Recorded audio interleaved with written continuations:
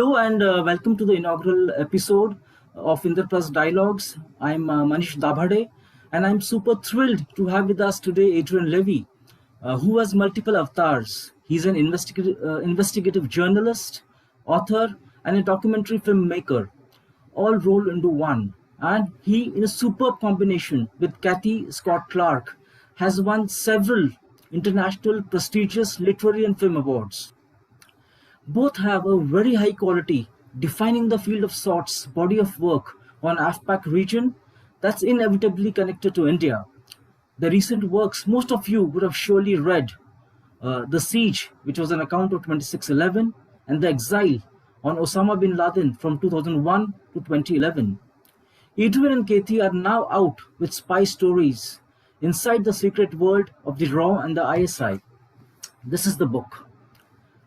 R.A.W, as you would all know, is India's external intelligence agency, research and analysis wing, and ISI is Pakistan's agency, the Inter-Services Intelligence.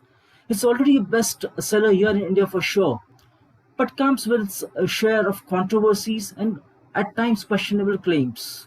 No one can argue, though, that it's the closest one can get to an official history of the R.A.W and the ISI, thanks to the unparalleled access the authors had to the serving and former heads of these agencies and other players on the ground too.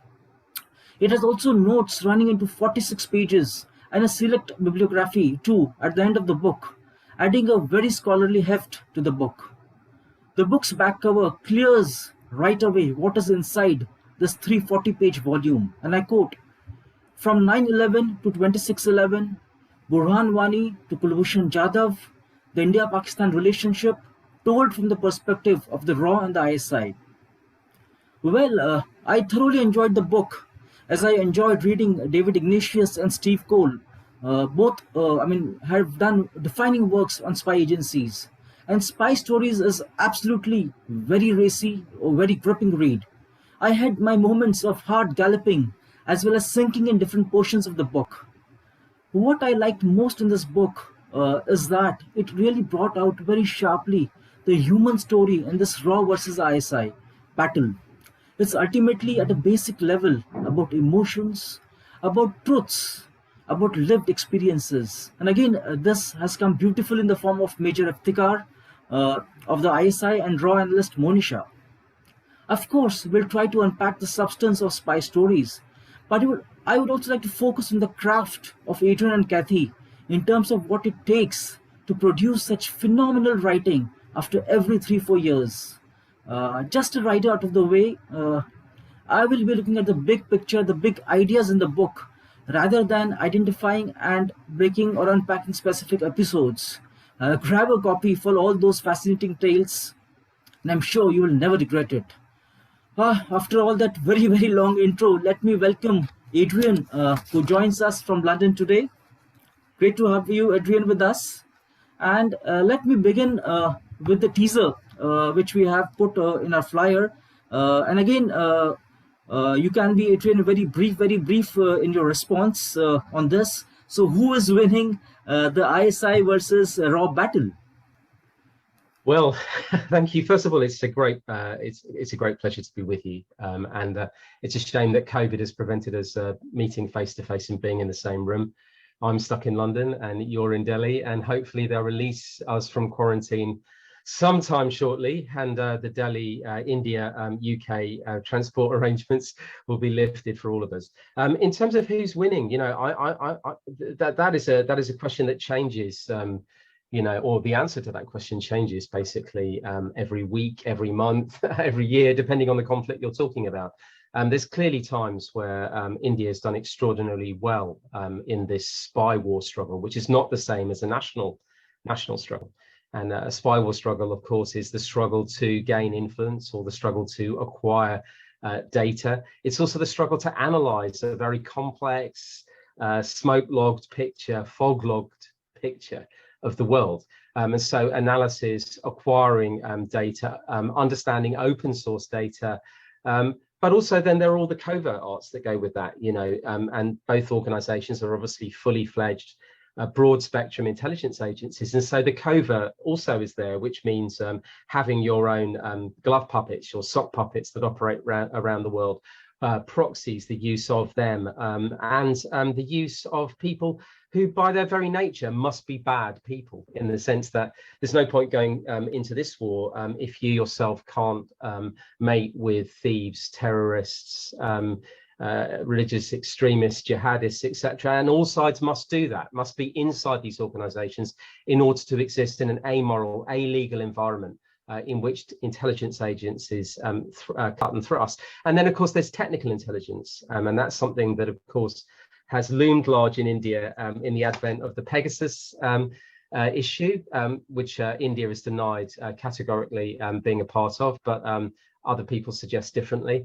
In fact, India's technical intelligence capability began really with the East Pakistan War, extraordinary use of intercepts and human intelligence, and then grew decisively through the Kargil encounter when Musharraf was spectacularly eavesdropped, talking from a hotel in Beijing, back to his chief of the army staff, blowing the cover of who actually was in the Kargil heights, i.e. not some kind of freedom fighter, as Musharraf described them, but actually regulars for the Pakistan army. And that phone call, the transcript of which, and video, audio extracts, which are circulated around foreign embassies and foreign intelligence agencies, blew the cover on Musharraf's operation and weakened Nawaz Sharif fatally in office. And from then, etc., technical intelligence grew as well. So there are times when India has done extraordinarily well. And not only in its own interest narrowly, as your viewers and other readers will know well, India has also occasionally offered intelligence to ISI, and at least once or twice saved Musharraf's life by eavesdropping evidence and acquiring human intelligence on assassination plots. And because a back channel was then in place between Pakistan and India between 2004 and 2007, beginning of 2008, India shared critical information, life-threatening information with Pakistan. So it's not all been conflict, not all been war and jaw. There has been very occasionally some glasnost that has taken place. We'll come to that yeah, detail. Sure. I'm Yeah. sure down the way. Yeah. But of course, I mean, Adrian, I think what we would also want us to take us all back to your early parts of life. In fact, how you ended up writing on terrorism, writing on spy agencies. What really drew to this domain? And again, there are two parts of, in a sense, intrigue. Number one, what I see is that there is these are all hot button stories, and again, at some level, it involves personal risk. On the second level, can you actually really get to the truth? Because, or is it just like, I mean, toppings that we are all trying to see and we are all dissecting? Can one really get to know the full truth of the different stories? Well, I think the first thing to say is that we can't get to the truth, and what we get to is a consensus. And so in all of these stories, the complex stories, in the case of the exile, plotting the path of Osama and his family and wives and children and Al-Qaeda, and in the case of the siege, plotting both Lashkar-e-Toiba and the security forces and people, civilians from around the world in Mumbai. Case of the Meadow, we've got the victims of kidnapping, we've got the kidnappers themselves and the organizations and intelligence apparatus that surrounds them. In all of these cases, and deception, we've got the AQ Khan network, nuclear proliferation, and we've got the intelligence services on both sides, and we've also got the middlemen and the scientists. The connective tissue behind all of them is to try to reveal hidden narratives. I think, as we said at the beginning of this book, but we've said it in lots of other books, there's a dominant narrative which tends to be provided by, dominant cultures that own the means of production. And they tend to be American narratives. And that means that, for example, a lot of stories are brilliantly told from the perspective of the empire. And the epicenter in previously the unipolar world meant that those are stories told by Hollywood and American writers. That's never been our interest. Our interest has been in the opposite side, the untold stories from inside South Asia, inside the Middle East and the Gulf. Whereby, we try to get to the people who do not voice a story and may not even be represented inside the official narrative. Steve Cole's book is called Department S, and Department S is not about the S wing of the ISI. It's a brilliant book about how America lost traction in Afghanistan, but actually S-wing is not there, didn't participate, and are barely mentioned. So it looms as an eminent Greece, as a spectre in the book. But our idea was to try and tell stories from inside that vortex, inside the world of R.A.W, inside the world of I.S.I, or inside the world of Lashkar-e-Toiba in the case of in the case of the siege. And there's an extra element of difficulty here, because it means you have to go that much further to persuade people to tell their stories. And then because the stories are complex, you have to match as many of them as you can within an area to try and create complex chronologies, strap documents to the chronologies. In the case of also people who use phone technology, metadata from phone messages, etc., and create your own series of timelines and on those timelines we hang documents. We then compare documents and use freedom of information laws all around the world to get hold of government correspondence, bulletins, etc. On the book that we're going to do next, which is on the CIA and their Black Site program, which comes out at the end of this year, there's 10,000 documents that we got through freedom of information. And what we've done is created a digital library that sits alongside a book that humanizes those 10,000 documents. This spy stories is very different in that it's an oral history, not a complete history. So, for example, the difference between the two is that if you read a book like Rise and Kill Again, which is a fantastic book I recommend to anyone watching this, about the advent of the killing machine inside the Mossad, Israelis' foreign intelligence, Rise and Kill Again. It's an extraordinary, complete work, which gets to nearly all of the sources, and it's exhaustive and large as a volume and brilliantly readable. It's a really fantastic book. This is not that. And this is not Christopher Andrews, who's done fairly definitive official histories of MI5 and the Metrochkin archive or elements of MI6. What this is an oral history told by groups of senior executive officers in both organizations, and also officers who are on the ground floor, either in analysis or in active service, working in the covert sector, undercover, if you like, for these organizations. The comprehensive element, if you like, is that both sides were asked to pick their own hierarchy. Which events would you focus on? What are the most important set pieces that put India against Pakistan? And both sides chose identical events. And so, that's an interesting an element. So we used both sides' critique to work out what would be the points we should focus on. And then we focused on those events rather than everything. If it was everything, this would be a 10-volume and should be a 10-volume set. What this is a primer.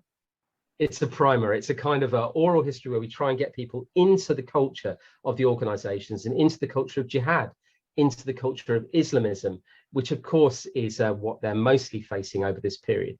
And just one other thought to throw in here, which I think is important, is that what you see over this chronology, these cherry-picked events by both sides, is you see the same group of officers, diligent officers in India, the same group of officers in Pakistan, growing through these events and basically staying in service.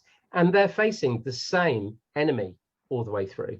They're facing the same group of bombers, activists, terror masterminds, jihadists, business people, narcos, drug traders. And that group basically grows in experience as the officers grow in experience. And you can see that the most clearly by identifying those chronologies. So just very quickly, and then I'll end this to get to another question. If you begin, everyone focused on the first kidnappings of attempted kidnappings in Delhi and Kashmir. And those kidnappings which took place and which we wrote about one set in the book The Meadow. Those kidnappings bring together a group of people, both the officers in India who are pursuing those kidnappings, and also a group of people like Masood Azhar from Jaish-e-Mohammed, Omar Sheikh, the British jihadi, who then tries to kidnap people from Delhi, a group of foreigners from Delhi, is himself caught in its attempt to free Masood Azhar from Jaish-e-Mohammed. Then a new kidnapping comes about the following year.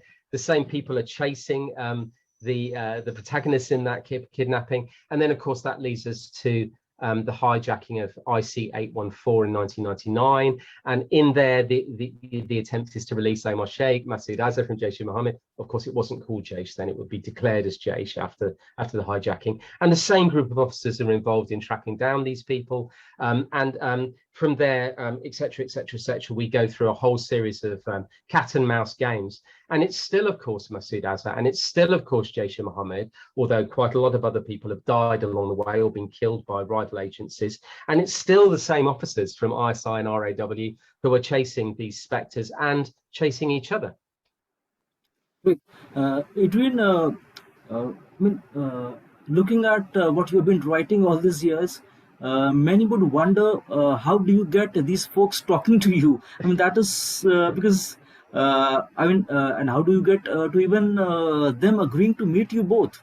Because what is also, especially with the agencies and even such figures, Islamic extremists, they are obviously very secretive by nature.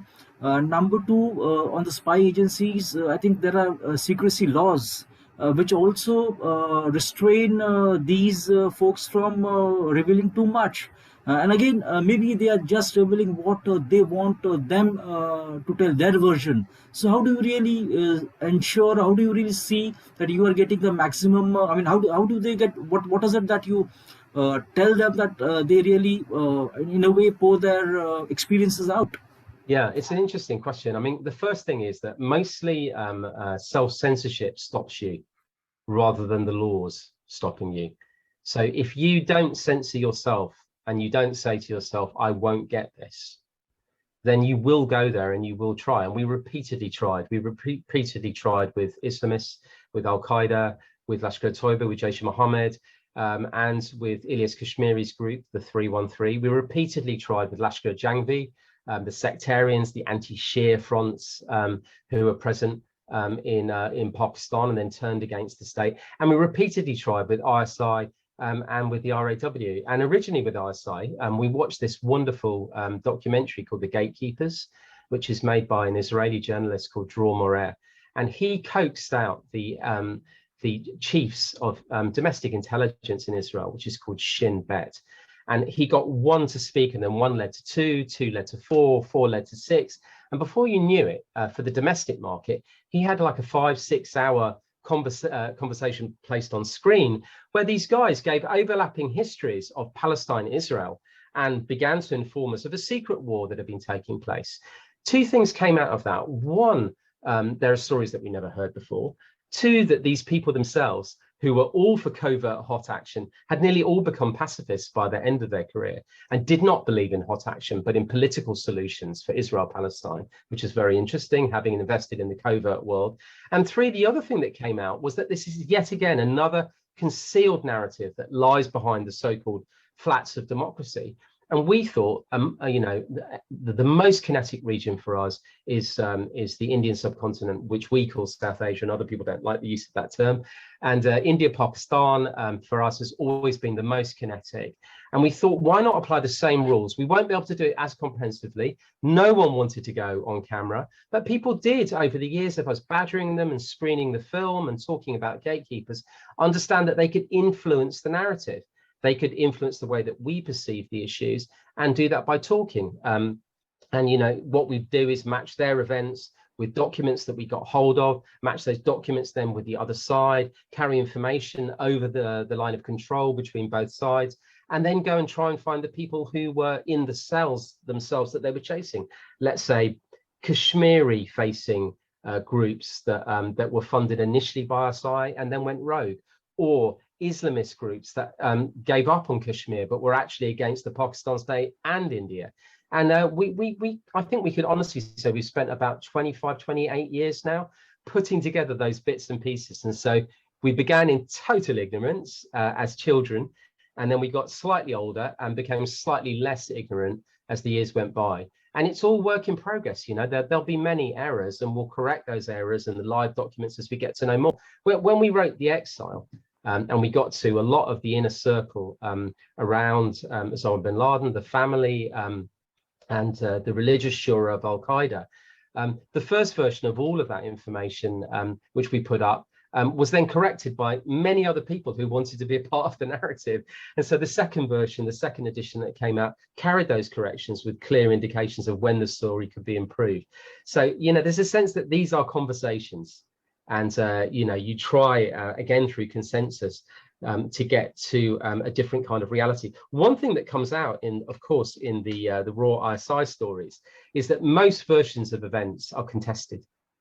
You know, whether that be the Parliament attack, whether that be IC 814, the kidnapping, whether that be 2611, whether that be, you know, we can name these key seminal events between ISI. They're contested. And the reason is there are the events themselves, and then there are the facts. And, you know, the events are what the psychological level of warfare that takes place, which is what a nation would like to say about a series of events.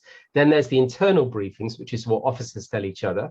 And then there is the other side, which is the aims of, let's say, Islamists or proxy groups run by ISI, or groups that are more close to R.A.W, what they intend and what they would like to do. And in this book, it will annoy a lot of people enormously. A lot of events come across as grey, you know, and stuff that we've seen before as very black and white, very definitive. Actually, what we see, it is not, because there are weaknesses in both cases. There are weaknesses in the government case, there are weaknesses in the Islamist case. And so from that, we get a much more complex idea of history. And we've learned to read things in a different way. If you see an event taking place in recent days, for example, the bombing of the airport in Kabul, you know, you can listen to the attribution. The attribution may be a group calling itself, you know, Islamic State Khorasan. You can hear all of the other sides thinking aloud. You know, someone like Vikram Sood, former chief of RAW, wrote an op-ed immediately saying, obviously, ISK is in fact the ISI, and what the ISI was doing was using this opportunity to strike at America, definitively drive it out, make its defeat look more pitiful. And, you know, on the other side, ISI were looking at this and have always pointed the finger at other nations for Islamic State, and saying Islamic State were hounding the Taliban and prevented there being a cohesive coming together of the Taliban Shura or the different geographic elements. So what you learn from these events is to wait your turn, to bide your time.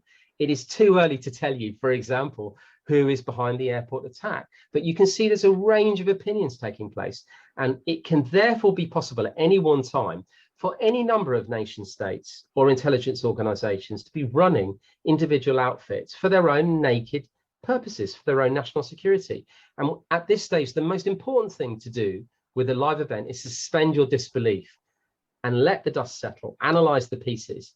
And for example, 2611 was a really good example of that, a really, really good example, because the more you get into the nitty gritty and the more you get to talk to the protagonists, you realize that everybody has different goals. You know, 2611, you know, we'll talk about this later.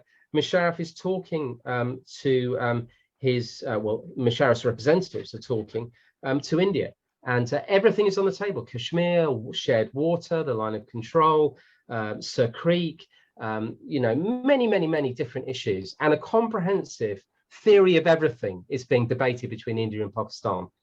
And that back channel came closer to success than anyone could possibly know. By 2007, if Musharraf's reign hadn't begun to fall to pieces and the war on terror hadn't escalated through his own incompetence, then you know, India-Pakistan may have reached a position where extraordinary measures could have been taken to resolve some of the tensions. But what happens? A raid takes place, and what the groups begin to talk about in their eavesdrop conversations, who are behind 2611, is how to create chaos again, because peace does not allow a lot of these groups to survive. They only survive in free fall.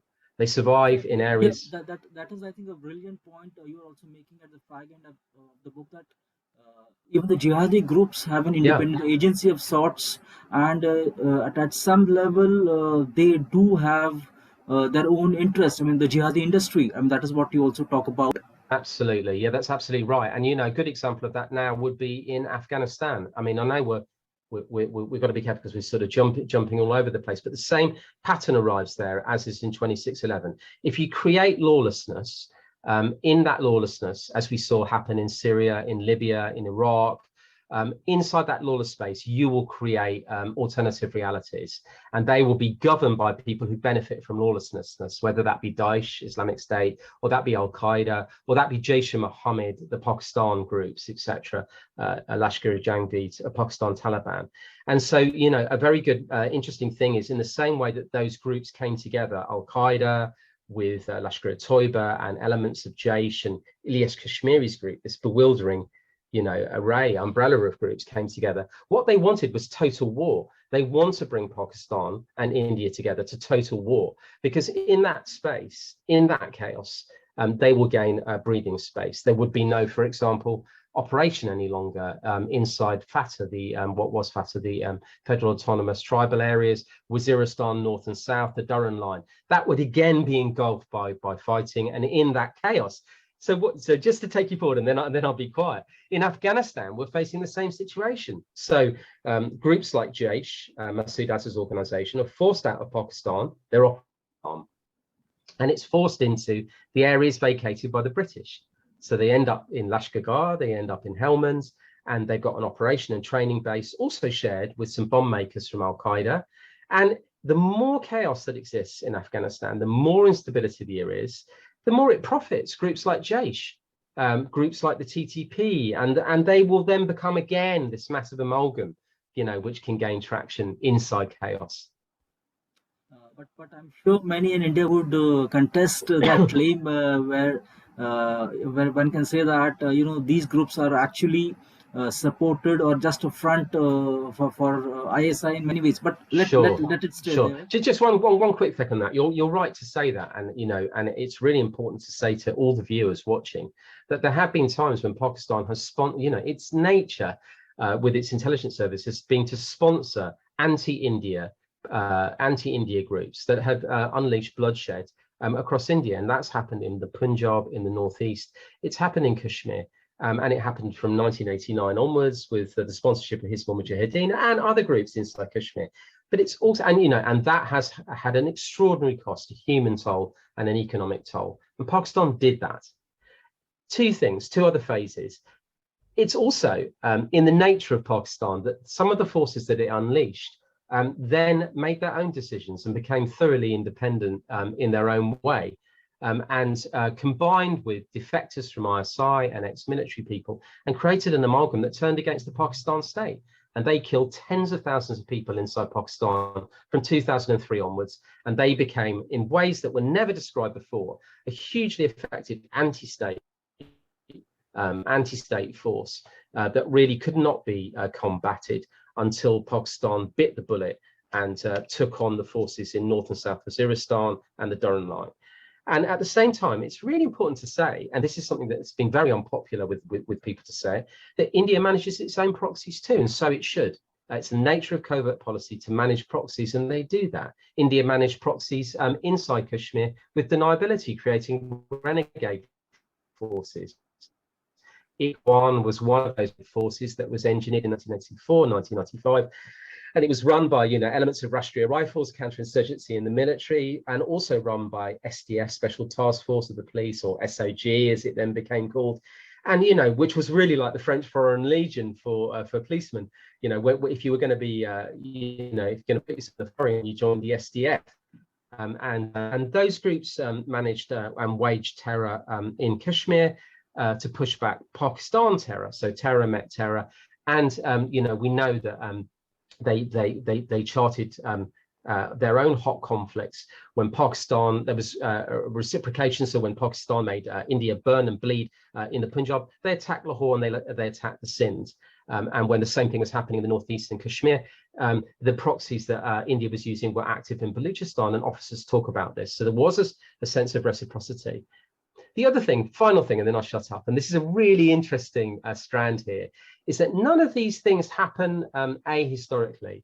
They happen by viewing other movements around the world and using those as learning curves. So junior officers from India that were looking at counterinsurgency took different paths to learn about that. Some key officers went to the UK, and they were taken from the UK to the 6 counties of Northern Ireland, where Britain had been fighting, well, arguably for hundreds of years, a war there between Catholics and Protestants, pro-UK Protestants, anti-UK Catholics, and a country divided between South and Northern Ireland. And that counterinsurgency operation, which led to a peace agreement, ultimately, the Good Friday Agreement, the Indian officers were placed there. They were placed with the Royal Ulster Constabulary and with elements of the Special Forces, our Special Forces, the SAS and MI5, domestic intelligence. And they got to see different brutal elements of one of the most bloody wars. And that involved disappearances, it involved the use of torture, it involved targeted assassinations, it involved glove puppeting organizations when you penetrate them. That group of officers immediately left, and they were first placed in Andhra Pradesh, and they looked at the Red Corridor. And from Andhra Pradesh, they went to the Punjab, and from the Punjab, they went to Kashmir. And a lot of counterinsurgency operations that took place inside India, the learning from those was taken from other countries. So these things don't happen randomly, and it's not to ascribe value or a moral code to any of this. This is just trying to tease out the history that lies behind these operations, and not to get too weighed down by what is good and what is bad. In the current climate, it seems almost forbidden to talk about the origins and roots of conflict. But for us to learn why there is these eternal wars, we need to know who's pushing the buttons and what the philosophy is of both sides in engaging with each other. Absolutely right. Let's come back to RAW and the ISI per se. So when you look at RAW now and in recent past, I think Ajit Doval is one figure which really looms large. So you have met him. So can you just tell us what sort of a person you are looking at when you're talking to him, how focused he is, what generally, and again, as brief as possible. Yeah, I mean, Ajit Doval is, first of all, you know, he's been in service an extraordinary amount of time, and even when he was out of service for a brief period of time, you know, he was occupying a role in think tanks which were loosely speaking backing, let's say, a more hawkish and aggressive agenda through the Vivekananda Foundation. But of course, his presence was, as everyone who's watching this, I'm sure, will know, was in the Intelligence Bureau, the domestic wing, initially. And of course, he also served for a time inside Pakistan, and was very clever in warming up friendships with people who become very powerful in political movements on the civilian side. And became a good spotter, a talent spotter in Pakistan. There's a huge number of stories he allows to be overblown about himself, and that's the nature of spies. They like war stories to be told about them, none of which are provable one way or the other. So, you know, I'm a great studier of the war stories that are told about spies, because they should just be collected and seen as that. You know, they are part of the fog and the armor that's created around a spy. One thing we can say for sure is that he's interesting because of his work rate. He's a phenomenally hard worker and a workaholic, and he's interesting because he's a details person who would like to break into new areas along with the MEA in India, where India has not succeeded before. For someone like Doval and many other people in the national security setup, they recognize for many years there were huge weaknesses whereby Muslim powers, in particular Islamic states, wouldn't find kinship in a country like India. And so to counter that and find some traction in the Gulf, find traction with Saudi and Turkey, you know, that became particularly important to the national security setup. Likewise, creating a relationship that was transactional with Iran became really important for the R.A.W. Iran is particularly important because, of course, there's a competing port in Iran, Chabahar, which competes with Gwadar, and both of those want to take, if there would ever be peace in Afghanistan, want those trade routes that go into Central Asia. So there's huge strategic benefits to come from that. But they're also listening posts. China has a listening post through Gwadar, and Iran and R.A.W. have a listening post through Chabahar. And so there's competing multipolarities that are taking place here. And of course, RAW, well before Doval's time, managed to successfully reach out to Beijing at the time when Beijing was an avowed sponsor of ISI, because ISI was one of the, and Pakistan, in fact, more correctly, was one of the first to recognize the Communist Party. And that relationship led to a nuclear relationship between the two, the sharing of nuclear technologies, the creation of their bomb, etc., but also in the Belt and Road initiatives of more recent years. So I think that more strategic view, the recognizing of where analysis and strategic pathways have failed, has been one thing that's been bolstered after 2014. You'll notice the uptick in extraditions that are taking place from the Gulf states, which have been particularly aimed at organized crime. But also another very interesting thing, and it'll be interesting to know whether this is a plus or a negative or minus, is that India has thrown its lot in with the US wholeheartedly, and it's a relationship that was zeroed in on by the R.A.W. in 2001, where people in Lodi Road were absolutely beside themselves with rage that the 9/11 conspiracy threw ISI back into bed with the CIA, and disbelief that that happened after Pakistan being sanctioned for its nuclear program and selling nuclear technology around the world. And then the R.A.W. mission became to smash the ISI CIA pact.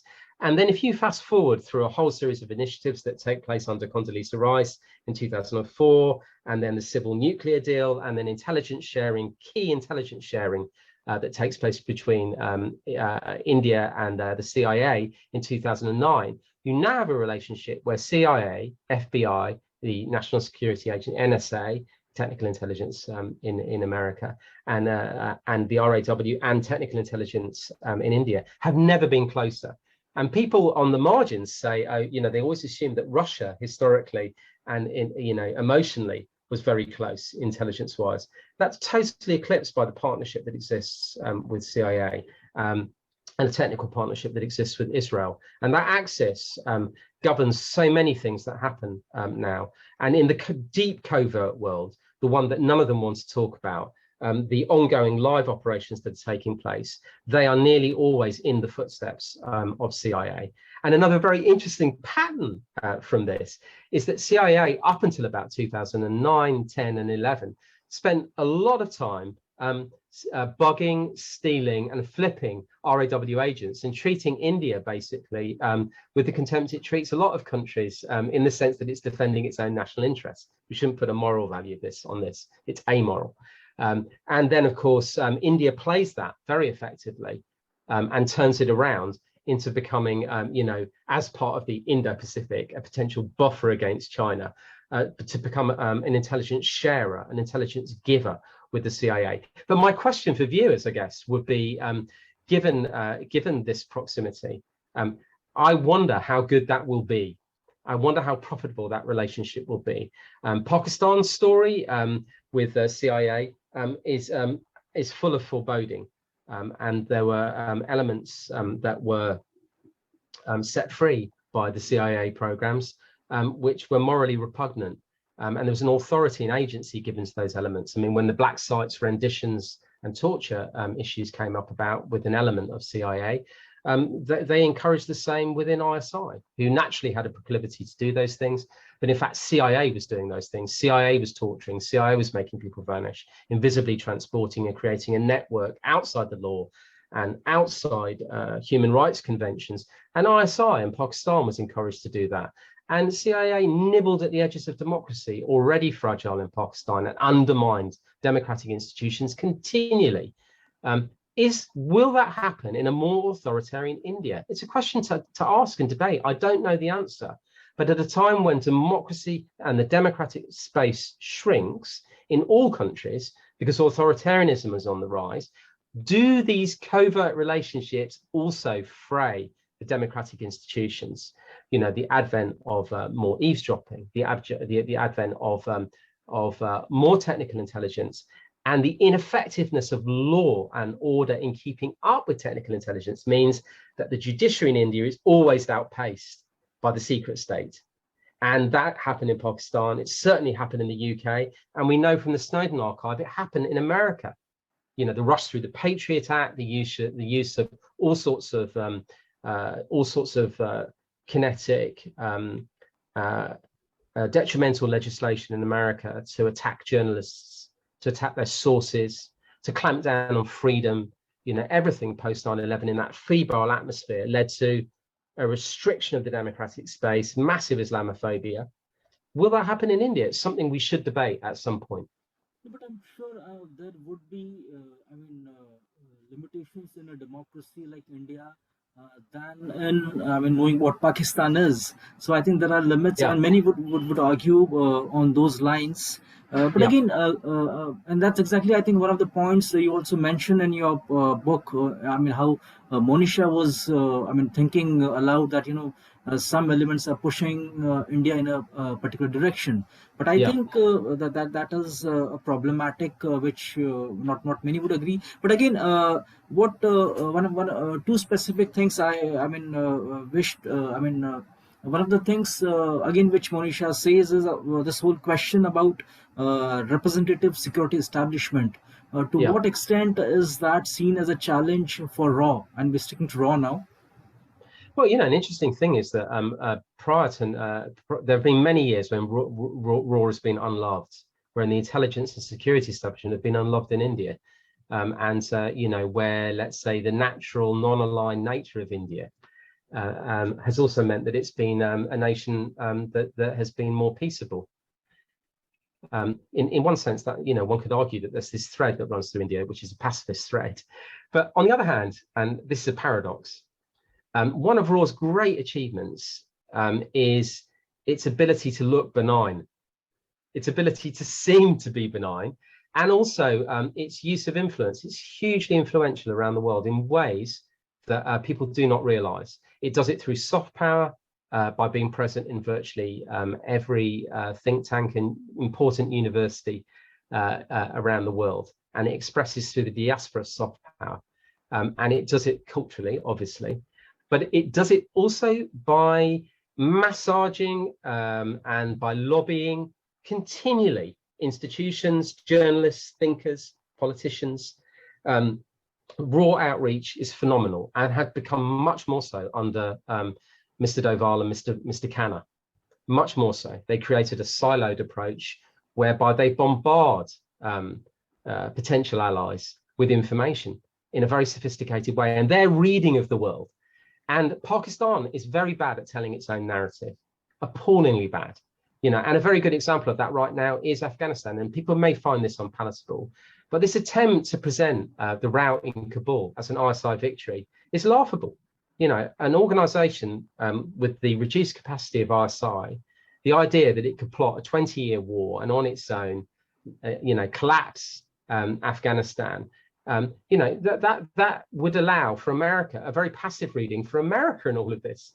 And yet the real version told by Americans is actually about a misdirected, misfiring, low-intensity war with a misfiring model created by Donald Rumsfeld in 2001, where there were a few boots on the ground. His whole idea of low-intensity warfare immediately, you know, even though Taliban were not recognized by America back then, even though everyone said that they should be, he then created diversions with an illegal war in Iraq. You know, that leads in itself to the creation of the Zarqawi network and a ruthless sectarian war between Sunni and Shia, which infects the entire region with a Sunni-Shia split, and then leads to the creation of Islamic State through that illegal war. And we know now through the cost of war studies done in America, we're looking at $1 million dead, including combatants, and $1 trillion spent. And so there are far bigger forces involved than the ISI. And so to portray this through the narrow hot war between India and Pakistan is a total misreading. You know, that's allowing chauvinism to tell a story rather than the truth. You know, ISI would love to be an organization that it was powerful enough to rout the entire of America from Afghanistan. America did it to itself. It projected Kabul as a national government, when in fact it was a mirage sitting in the capital, and many other things to do with ethno states, and the inability to knit those together successfully. Corruption and state came into that complex picture, which would take 4 hours for us to go through each element of it, and other people more skilled than me are doing that. But I would just say that part of these stories is to project the nature, like each spy agency projects the nature of the other. They try and get us to focus, and quite rightly, there are differences. ISI is very jealous of India's strategic planning, but also criticizes and laughs at the fact that India is slow to act and has been slow to act because it is a democracy and there are checks and balances in place, and there is no carte blanche to the security services, because messy as it may be, Parliament matters and the Prime Minister's office matters. In Pakistan, where there's only a thin veneer of democracy, they're very quick to act, and that has given them strategic advantages in the way they've acted fast in situations, and it's been to the detriment of India, so there are those characteristic differences. India always says that Pakistan is more akin to a terrorist state, and that ISI, is the backer of actions that appear to be plain and straightforward terrorism. There's certainly been a lot of proxies used by ISI, and they've committed some appalling slaughters. But India has also used proxy forces regularly, and its manipulation of the M strokes, the way it took and sorted through different factions of the MQM in Karachi in the Sindh, and used those masterful inside Karachi. And the spectacular successes run by Mr. Goel, Raw Chief, who's with you now. And in fact, so successful was India's penetration in Karachi that when the CIA needed to get some kind of grassroots in Karachi because Al Qaeda had decamped into Karachi after 9/11, who did the CIA turn to? It turned to India's networks, because India's human intelligence networks inside Karachi were phenomenal. And that was gifted through some very clever transactional work. And this is stuff we won't read about. It's stuff that we won't hear about. And yet, that hot work, that careful analysis is taking place, and India is doing that. But, if we look again at the most contested areas that include the Punjab and Kashmir, there's also been much bloodshed as a result of that, a humongous amount of bloodshed on both sides. Yeah.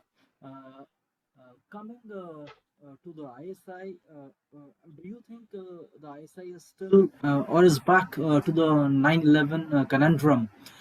Because you started out as an ally. Obviously, you have detailed those circumstances where it was forced to be an ally on the war on terror, American war on terror, and to supporting terrorist groups. So that is what exactly we're seeing even now in 2021. So that same question, that whether are you going to be a partner with the Americans, or are you going to be the target of America's global war on terror? So has ISI found answers on which side of the battle they are going to be?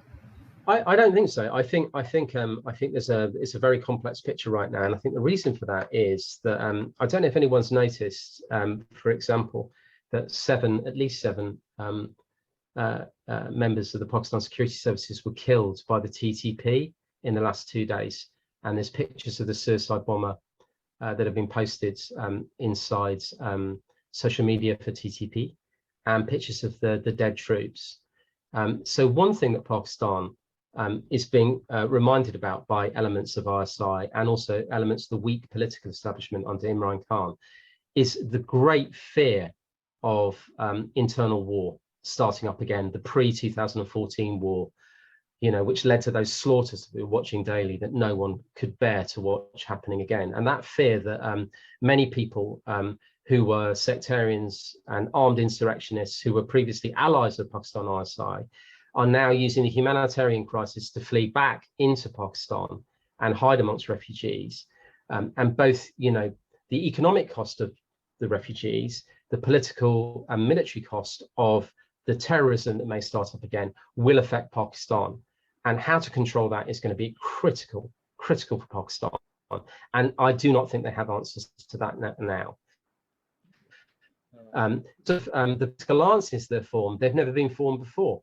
So the other question facing ISI, and this is really important for India to focus on this, and India is focusing on it, is how will ISI and how will its Ministry of the Exterior, the Foreign Ministry, balance the new alliance in the region? And the new alliance will involve Iran, China, Russia, minimally Turkey, and Saudi, that's competing for influence yet again. That alliance does not sit together naturally. There are people there who do not share. The Iran and Saudi face-off is going to be really interesting. And there's another complexity which you should all consider, and that is the most successful nation at the moment involved in this struggle is the one that's spoken of the least, and that's Qatar. And Qatar, which up until recently was being blockaded by Saudi. In fact, of course, we know became the host for back channels. Is hugely influential on the ground, has orchestrated the reopening of the airport, and is looking for a new position for itself in the world, a new projection of itself through the sponsorship of mass sporting events and cultural events, and its clever political savvy, hosting world leaders and spy agencies very quickly. And Qatar's presence is an antagonism to Saudi.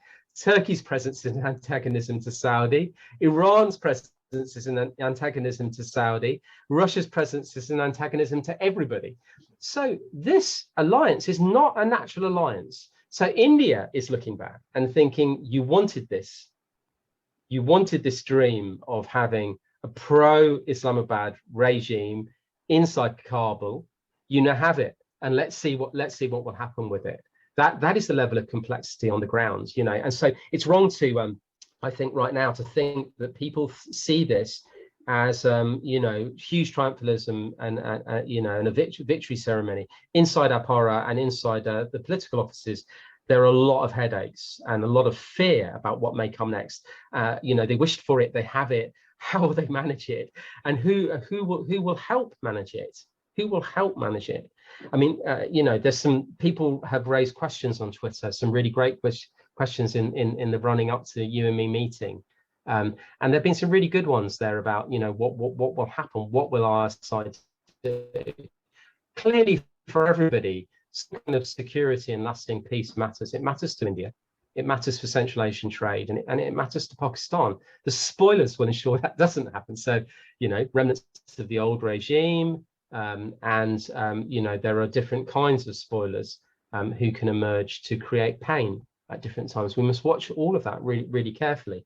In the outlying areas of outside Kabul, there's been relatively stable presence of Taliban for some time. Since 2014, 2/3 of Afghanistan was occupied by shadow governors. So, we're not really talking about, we're only talking about the fall of Kabul rather than the whole transformation of the entire country. And the West has tend to focus only on the nation building aspects. So the West focuses on human rights and women's rights, but it's not actually on the knitting together of some kind of political tapestry in Afghanistan, which will be hugely complex. And that is what we're going to be watching very closely now. R.A.W. is doing all sorts of amazing things, interesting, intriguing things, alongside the ministry, the diplomats and Foreign Office in India, reaching out to all of those partners. Putin has been through, Indian officials have been in Russia, and the Iranian talks have heated up yet again, despite America's threats of sanctions. There's been extremely interesting and secretive outreach to Saudi and to Qatar, where there's a fledgling relationship with India. So, there's a lot to play for right now. And it's certainly, there's a more gung-ho version, which is, I.S.I. won. But, inside Apara, I don't think that's the way they see it. Because what is happening is one very important target for the R.A.W. has been the ISI-CIA pact. So Yeah. To what extent now the CIA is maybe rethinking on that pact? Again, is there a Stockholm Syndrome? Continuing still? I love the way that's described. I think that you'll notice right now in Washington there are these debates taking place on the Hill about which so-called experts are coming to talk to, and the experts on the left say one thing and the experts on the right say another, and the hawks all say Pakistan should be sanctioned, and the liberals say Pakistan will still be a necessary, the Stockholm Syndrome idea that, despite repeated abuse, we should live with the abuser. But the truth is that the hawks just want to sound good right now. There is no hawkish solution. There is no hawkishness. They will not slap new sanctions on Pakistan.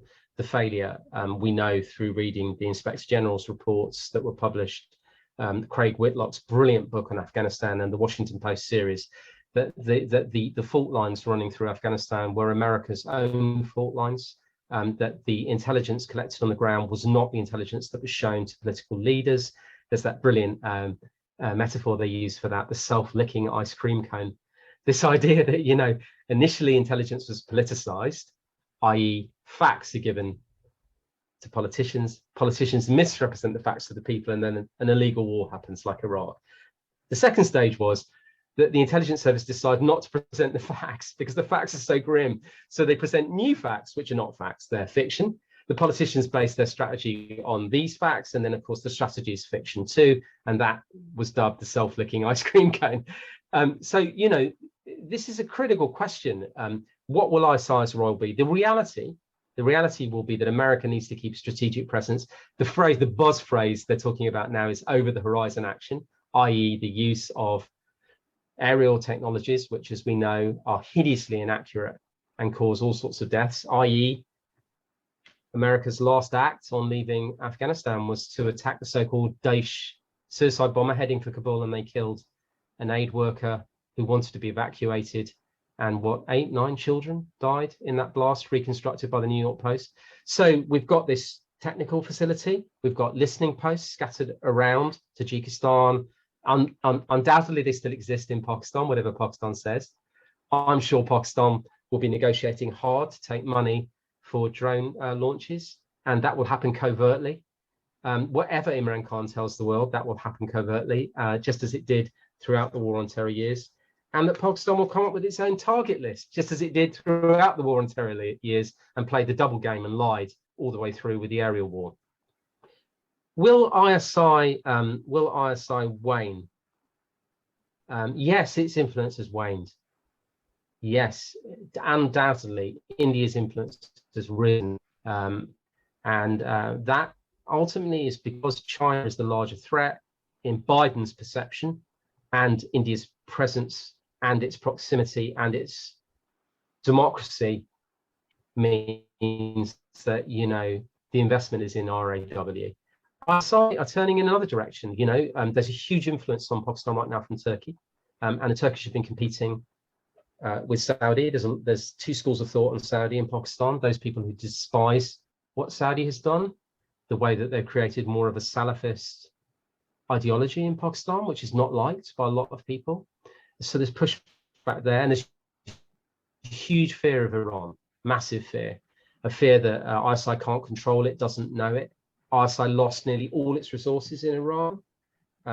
It made a decision back in the CIA to give up two Sunni Iranians, two brothers, the Righi brothers, who were running an outfit that was once called Jundullah and now is called Jaish al-Adl. In doing that, they lost virtually their entire network, the network they used of Sunni spies, and it's left them blind in Iran, damaged their operations. And so, you know, there's a lot here to think about.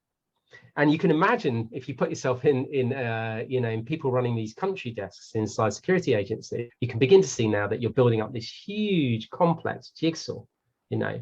And in the midst of this, there still will be hot actions. Right now, you know, there are live operations taking place, monitoring. On India's side, Islamists who are actively seeking training through Turkey and Syria, and, you know, the fear watching those people as they come back into India, to Sri Lanka and to other places. We know that Lashkar-e-Toiba changed as a result, and Lashkar-e-Toiba elements of it became much closer to Al-Qaeda, and those people are the ones that have been followed, as well as individuals from the Konkan coast. And those individuals and their pathways change the flavor of a lot of the organizations. And so there are desks just looking at that too, looking at how an organization that was so Kashmir facing became very global. And the same with Jaish. Jaish is very global. Its money collection takes place in the UK and other countries. It had operations in the US, funding and equipping itself. You know, it changed from being just a family business run by the brothers of Masood Azhar into something that was much more global as it mated with Al-Qaeda. So complex kinetic operations. But what we can begin to see through all of this is that the truth is very hard to discern. And on one level, what everyone should look at is the political dogma, you know, the big war messages that both countries put out. And beneath that, the operations that take place and what they mean, you know, what they mean. You know, Pulwama is a really good example of that. There's a huge dossier of information lodged with Indian courts, and both spy agencies have large dossiers of information. And a lot of the intercepts, when you get the readout from the intercepts of the Jaish people talking, Jaish was behind it, behind the hideous massacre that took place in Pulwama. You read those intercepts, and what you see is that, similar to 2611, they're desperate for an India-Pakistan war. They'll find a time that's convenient for both nations to hit at the sore points. The manipulation of that data afterwards is for political purposes, both to buoy BJP and to buoy fractured politics in Pakistan.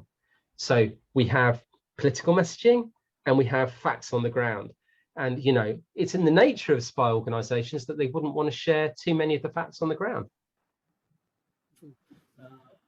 Before we move to the couple of Twitter questions, which I'm going to ask, there are many. Please do. But the last one, you know, this I'm sure with after all these conversations with the R.A.W and the I.S.I, to what extent are these both organizations now really having a rethink about the forever war between them? And you did mention that, you know, some of them are now advocating negotiation as a path to resolution. So what is it that is triggering that this frame of mind? Yeah, it's really interesting, isn't it? I'm not sure that there is a workable back channel right now between is there a monolith of approach within the I.S.I? You touched on that first. Actually, let's just deal with that first. I think there's one great trope at I.S.I that's wrong. So let's deal with that one first.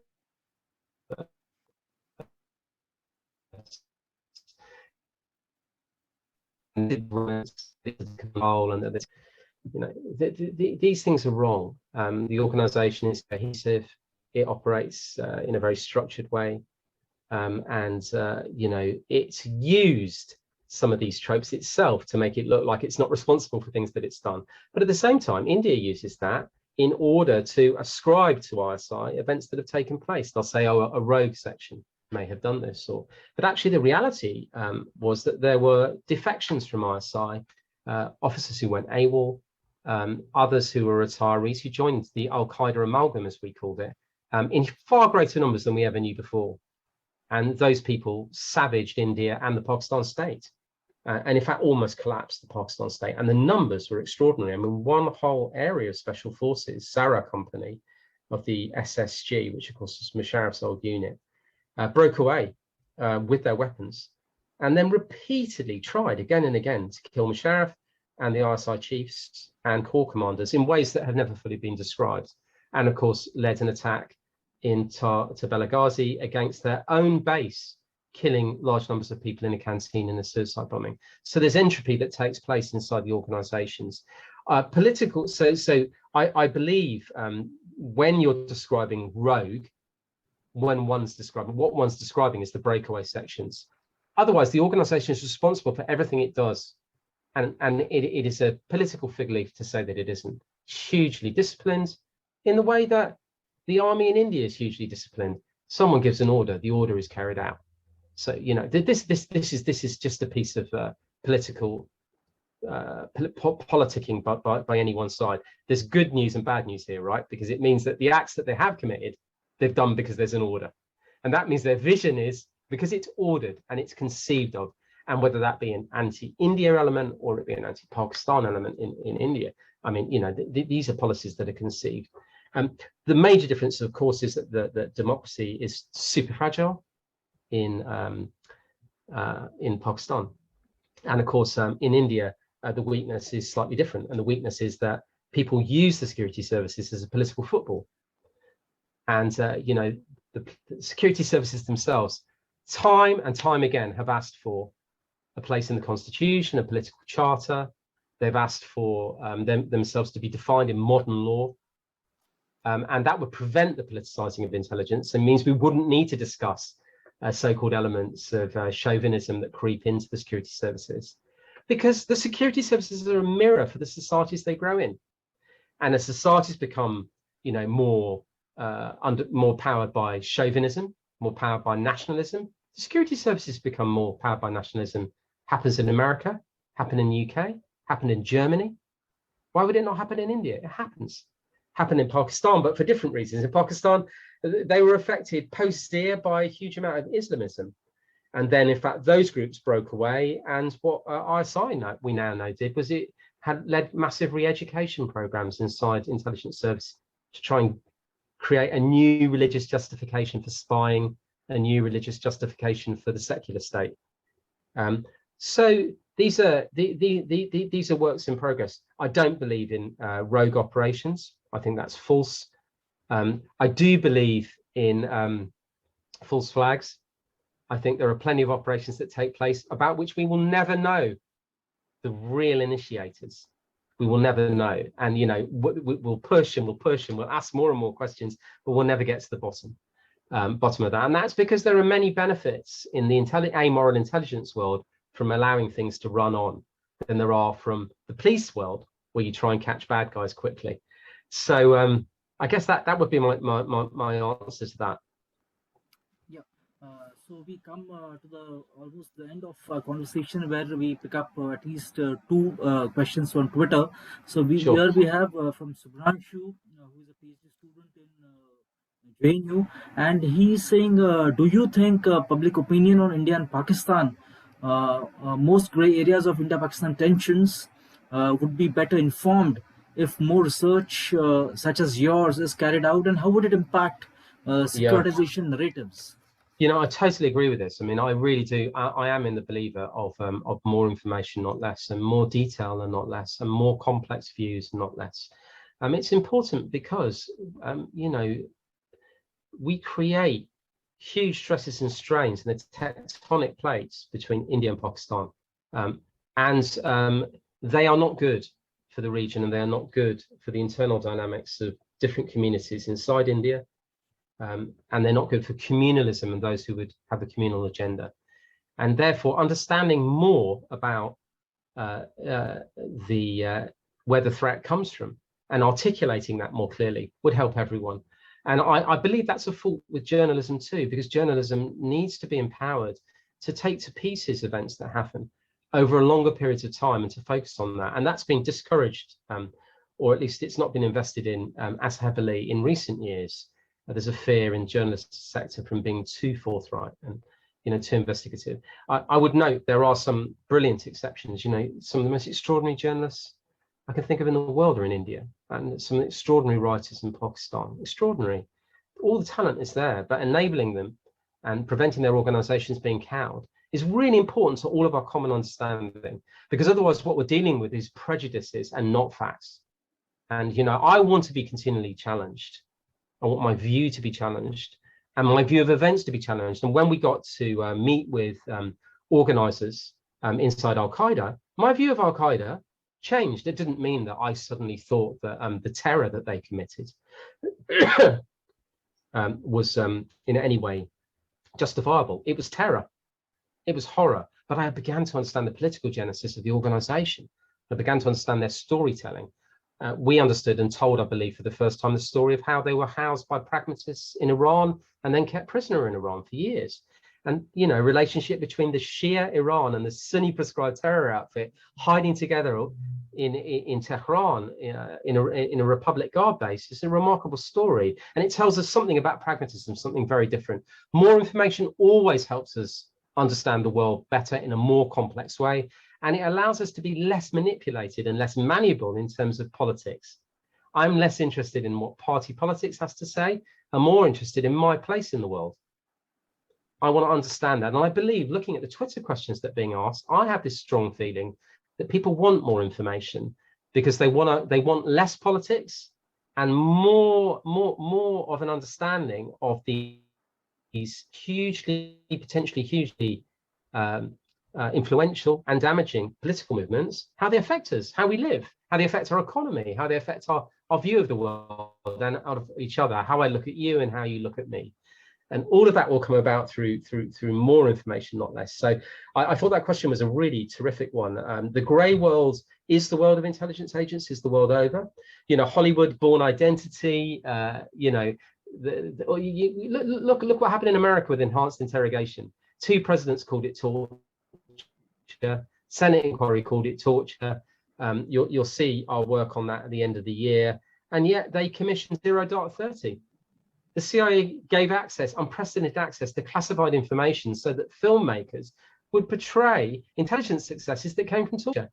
You know, absolutely the opposite was true, but Hollywood projected that for the CIA in the same way it did it with 24 and Jack Bauer, and it did it with the Born Identity. So we have to separate out the tropes created through powerful cultural institutions and political reality on the ground.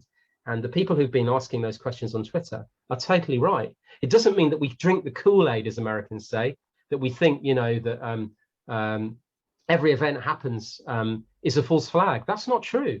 Terror is committed, but it may be that terror is committed by both sides, and we would need to understand the ways in which that happens. We also have a question from Kushnam. In fact, he heads our research team. So yeah. He tweets that last week the intelligence chiefs of US, UK, and the NSA of Russia visited Delhi. So how will this play out on ISI and its Afghanistan policy based on purely anti-Indian interests in Afghanistan? Yeah, it's really interesting. I mean, the first thing to say, obviously, is that India's interests in Afghanistan are also economic interests, you know, and their technical intelligence interests, and they link up India with Iran. And so there's a whole regional interest in enriching and creating stability, and a fear, of course, that, you know, there may be penetration into Kashmir from fighters and instability in Kashmir from fighters in Afghanistan. Previously, that was never actually the case, even though that was a fear, and the numbers are extremely low. And as you know, it was mostly Pakistan groups that came in, and then homegrown groups that allied themselves to Pakistan groups, Hizbul Mujahideen and Lashkar-e-Toiba and Jaish-e-Mohammed, homegrown groups Burhan Wani, post 2010. And in fact, this great fear of the Al-Qaeda influx, it never happened. It wasn't tolerated. Different kind of belief, global belief in Islam. I believe there's no home for them in Kashmir. And that was just a piece of political propaganda. The fear should be there. I understand that. They're right to raise it. So what would be on the agenda? Well, believe it or not, that it's not just Afghanistan that's on the agenda. China's on the agenda. China's mainly on the agenda because of, you know, the growing, the perception of competition with China. You know, America is feeling this competition really, you know, right now. It's feeling it in terms of Taiwan. And so the Straits of Taiwan are very hot, and it's feeling it in terms of, you know, one area that it can push back would be with India, of course, and the Indo-Pacific idea, which they've been germinating since 2004. So, you know, China will be one of the key things. Second thing is technical intelligence, because, you know, India has now really good technical intelligence. And it has a capacity for over the horizon technical intelligence, both from satellite, but also aerial intelligence and analytic inputs. And so the sharing of that, a framework was created in 2009 and under an organization called SSPAC. And they'll be looking at the way in which they can make that far more robust, far more technical. And also, I believe now they believe that there's a relationship which works on trust. So I should think that that's being bolstered. There's also a reading of Afghanistan, which they'd like to hear, you know, and they won't agree with it because R.A.W's reading is very different to, you know, the reading that they'll hear from other sides, but they will listen to that reading. And I believe that that will have been one of the subjects, looking for some ideas of what I.S.I are doing, etc. There's another tier of interest as well, which is that I.S.I itself is going to go through a period of reorganization. Obviously, there's going to be a new army chief coming very soon, and there's going to be a new I.S.I chief coming very soon. And a lot of things you're seeing now where normally secretive figures are appearing in public, particularly a very famous visit by Mr. General Faiz to Kabul. Remember that a lot of that is electioneering. They're canvassing right now in terms of their positions, and it's not yet clear who will come in. So, an understanding who the personnel are, that would be very important. India's got a certain view on other groups that will contest and create chaos in Afghanistan, and everyone wants to know what that view is. TTP, the Pakistan Taliban, who are they now, and what do they want? Islamic State, Daesh, Khorasan group, if you want to call it that. Who are they? What do they want? Jaish-e-Mohammed's presence in Afghanistan has worried everybody. Lashkar Jangvi's presence has worried everyone. No longer from Jang, hugely worrying the way that they group together. So I think, there's a lot to talk about. There's a lot to talk about. And of course, India hasn't yet decided what its position should be in relation to recognition of the new Kabul, and whether that would be possible. There's a lot of moral debate taking place on Indian chat shows about whether it's right or wrong. It won't be a right or wrong decision at the end of the day. It'll be a pragmatic decision based on trade and politics. And everyone in this there's a big kabuki. Pakistan too is actually holding back on this decision even now. Yeah, of course. It's a Japanese opera that's taking place, and we'll wait and we'll see who goes first. Obviously, Qatar. And then we'll see how the Saudis come in, and then everyone else has been making stroppy comments. We won't recognise, but if there is peace and if the refugee issue is resolved, the airport reopens, you'll begin to see some elements of recognition creeping in, regardless of what other people say.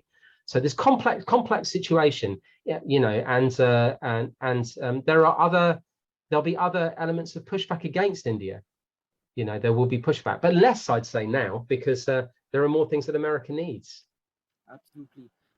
Before we let you go, I really want to bring in this question. After Spy Stories was out, I'm sure I.S.I. and R.A.W. Both must have gone through this Spy Stories. So what sort of reactions did you get? Oh, you were biased, or you were partial towards them, or what sort of, what were their reactions? First reactions. I think both sides said it was biased. Both sides said it favoured the other. All sides said they were really annoyed to be named where they were named, and they're not named that often, but they were really annoyed because they're in secret businesses.